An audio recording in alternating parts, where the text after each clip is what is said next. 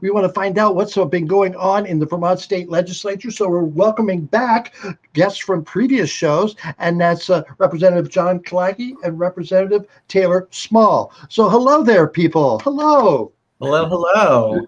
Hello. All right. So the legislature session ended last week, and it was the first time in history that it was all done virtually. Now, John, this was your second or third term? Second term. So how was that working? You've had the chance. Well, it was a little bit like Saturday Live skits. Sometimes people would forget to turn off their cameras and get up and like fix lunch for themselves. It was a little bizarre, and sometimes people should have muted, because if someone said something they didn't like, they would say something out loud, and they could be heard by everybody. That never happened to you, John, did it? Oh no.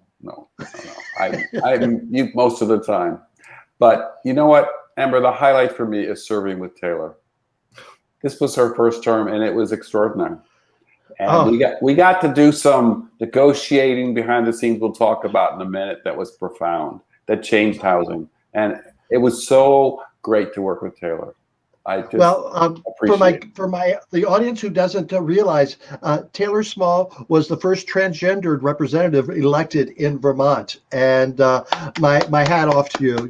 My wig off to you, and one of the few in the country. And you've just been receiving all these accolades and recognition from everywhere. And just congratulations, Taylor. Thank you for being you and being here with us. Oh, well, thank you so much. And John, the feeling is mutual. I really could not have gotten through this first year without you and doing this work. Looking at the history that Vermont made this year and having our largest LGBTQ caucus yet, with I think it's 14 out members in our House and Senate, and so many more feeling more comfortable coming out because of that level of representation. So 14, there's not a lot of representatives. What's the total representatives and Senate put together? 180.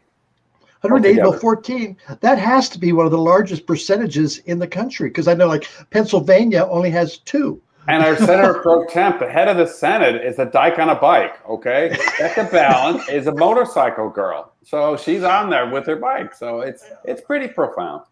It really is. It really is. And, I'm a little older. And so for me to have lived through this is actually quite profound. I was in San Francisco in 1978 when Harvey Fierstein was assassinated, who was one of our first. Harvey Milk. Harvey Milk. Yes, Harvey Milk was assassinated. And that was one of our first elected legislators who was out. In Minnesota, Karen Clark was in 1981. In Vermont, 1990 was Ron Squires. Unfortunately, Ron died of AIDS in 93. And Bill Lippert came in, and he has been the longest serving out legislator from 1994. Yes. Now, Taylor and I have to use the word out legislator because we're not sure in previous generations or even currently if people are comfortable being out, so even though we have 14, it's kind of amazing how some people still want to be quiet, closeted, afraid, feared. But, to think about, Joseph McCarthy hearings in the 50s, gay people were targeted. They couldn't work for the government. I moved to New York in 71. You couldn't be a teacher. You couldn't be out. You had no landlord protection. You could be fired from any job. The police would not protect us. It's just amazing what's happened in our lifetime. And I checked right before we came on, and there's a Victory Institute that supports queer candidates. And there are 986 out legislators in this country. Wow. That is really something. And you talked about Ron Squires and Bill Lippert and all that. And Vermont was one of the first states to start granting gay, lesbian, bisexuals, all the rights that we have now. We led the country in several of those laws and protections, and it just makes Vermont such a great place to be. So Taylor, I know you pushed through. You got one of your first bills passed. I mean, as a first-year legislature, excuse the expression, that takes balls. It does. So tell me about the bill and how did that happen?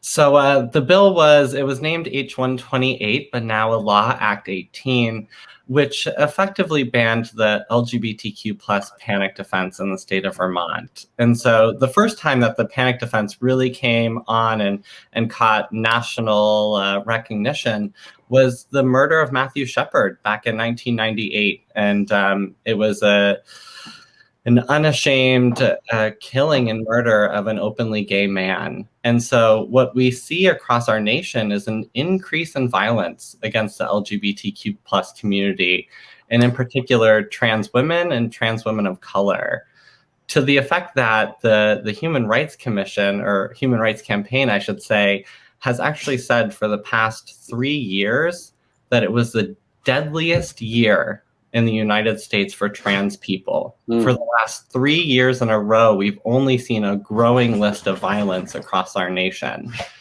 And so I think what is most astounding in the state of Vermont is that we're also in a year where we're seeing trans identities targeted across our nation. There's over 100 bills that have been introduced in this year alone across our nation, targeting trans people, and in particular, trans youth. But in Vermont, we didn't have to deal with that. There was no pushback against the trans community. Instead, we looked at the breadth and depth of the LGBTQ community and said, you should never be blamed for a crime that is committed against you, especially when it is due to your identity. And to see that passed unanimously, I have to say, was the warmest welcome I could ask for coming into this year. All right, so we have Governor Scott, who's a Republican, who's done a wonderful job with the COVID. You know, that's just great with that. So how was your interaction with him on this bill? Well, I have to say, because we weren't in person, I didn't have much interaction with him in particular. Oh, wait a minute. Governor Scott gave Taylor the pen that he signed the bill for. Oh, I've never gotten a pen from the governor. Okay, she gets a pen. So come on now. Well, I got it in the mail, you know, and I mean, not to keep pushing on it, but he also did do a public video signing for it as well, where he gave recognition. So though it wasn't in person, it was still just such a warm interaction with the governor. And again, in a year where we're seeing other Republican governors having to step up against I don't want to say against their party in particular, but there is a lot of divisiveness happening. So to see just such a strong support for our community was just amazing, amongst all the other things. He did also veto, you know, something for my dear city. So we have a balance, you know.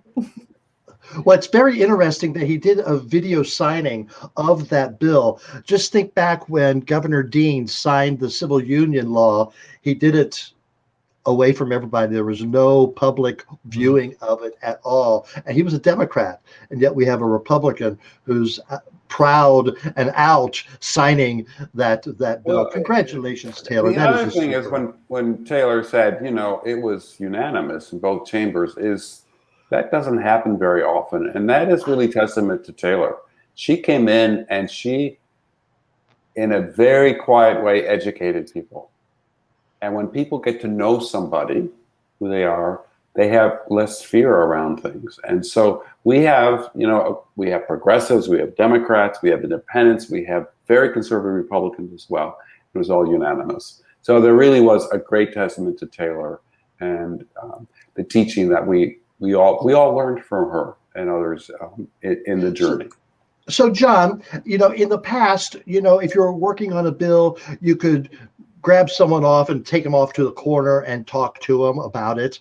Now, or they could avoid you. they could see you coming and run the other way. I would think that in the days of the Zoom, it's pretty hard to ignore you, and that you really have to talk. Is that true? Or? Well, it depends on, I would say, who it is. If I needed to talk to Taylor, I could text her, and she would, no matter what we were doing on the floor, she would text me right back about something. So some strategy worked really well through text. And we also, we all have a lot of caucuses, the Social Equity Caucus, the Women's Caucus, the Climate Caucus. There's the Workers Caucus. There's many. And so we have those affinity groups that we work with.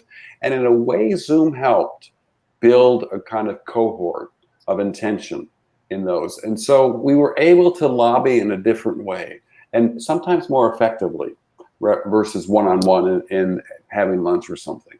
But it did mean that we were on Zoom from about 7:30 in the morning till about 8 o'clock at night.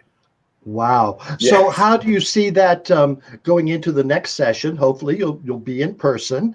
Do you see more Zooming going on, committee work, or will it all just be in person? Taylor and I are going back on June 24th for a veto session, hopefully to override the veto that the governor vetoed about Winooski, and the people have the right to vote there, as well as Montpelier, who are non-citizens.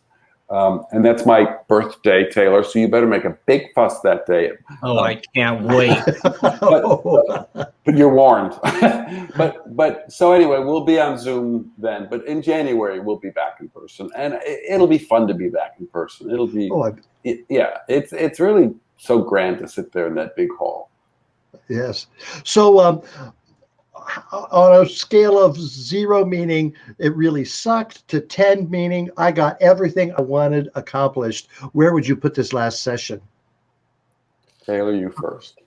Okay, well, I would say again, in a very unique year, I would put us at an 8 or 9 in the work that we were able to accomplish together. I mean, between, again, as John alluded to earlier, we were able to work across our committees and talking about looking at housing and how we can expand access to housing, a growing issue that we know is in the state of Vermont, as well as looking in terms of housing as healthcare and seeing how that can grow and develop here in our state.